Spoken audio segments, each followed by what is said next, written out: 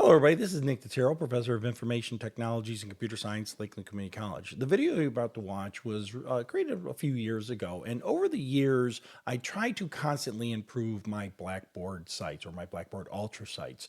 So what you're going to see will probably look different. The Blackboard portion or the Ultra portion of the video will look different than your particular site, and that's just because over the years I've improved them. What's more important is what you do on the zyBooks side. So it really doesn't matter what the Blackboard site looks like or how you get to it or whatever. It's just once you launch and once you click over to the zyBooks side, things will stay the same. So again, please do not worry about my Blackboard site in this video is different than the Blackboard site you'll see. It's more important that you understand what is occurring on the zyBooks side. With that being said, let's watch the video. Hello, everybody. Nick Totero here. In this course, we are going to be using zyBooks, which is a learning management system through the publisher zyBooks. And what we need to do is the zyBooks has its own gradebook, and we need to link the Blackboard LMS to the zyBooks LMS. And it's fairly easy. It's going to be a standard routine you're going to have to do every time you start a new section. You're going to do this. It doesn't take that long, and that's going to pretty much guarantee that the information that is coming from zyBooks does go into Blackboard. If you ever run into a problem and you're convinced that the information going from zyBooks to Blackboard isn't consistent, please reach out to call me. But this video should explain the steps you need to do. Recommendation: every time you start a new section, and fundamentally there's three sections. There's participation activities, there's challenge activities, and then there's lab activities. So let's take a look at my screen. And if I go to gradebook, you'll notice I don't have anything in gradebook. Now, for the people that are not in the Java course, we would do the exact same thing. It doesn't matter what course you're in. If you're in one of my courses with zyBooks, you need to do this. But anyways, if you look, I don't have anything in my gradebook. So let me go back to content. And you'll notice that I have multiple steps here, but let's go to the actual zyBook area. We have three things that we need to be aware that is coming from zyBooks: participation activities, challenge activities, and later on, say for example, in week 2, we have programming labs activities, and these all need to be, each and every one of them need to be connected to zyBooks or linked to zyBooks. And to do that, it's fairly straightforward. You click the activity, you launch it. You have to do this through Blackboard. Give it a second to load.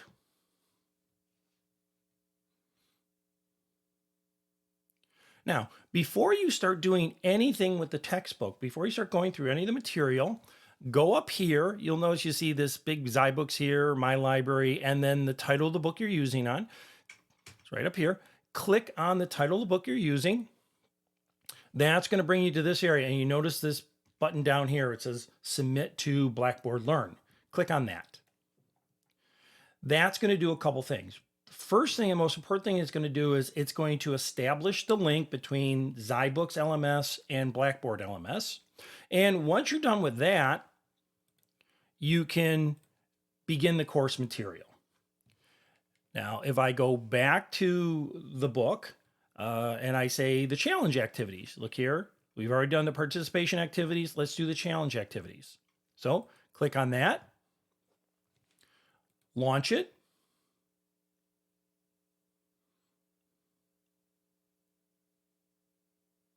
Give it a second. And again, before you start anything, go to zyBooks Library right here. The name of your book, click on that. And again, you will see a button here saying Submit to Blackboard Learn. Click on it. And again, most important thing, it established the link between zyBooks and Blackboard or Blackboard Ultra. And then you basically do that with each zyBook activity for the week. So when you first start the week, the first thing you do is you click on each of the activities. I'll do it for 2.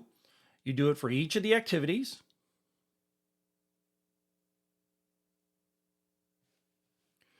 You go to the book. You submit to Blackboard Learn. And then you go to the next activity.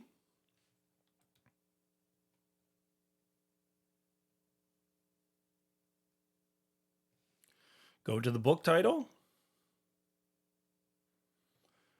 Whoops, didn't give it a chance to get there. Sorry about that. Go to the book title. Submit Blackboard Learn.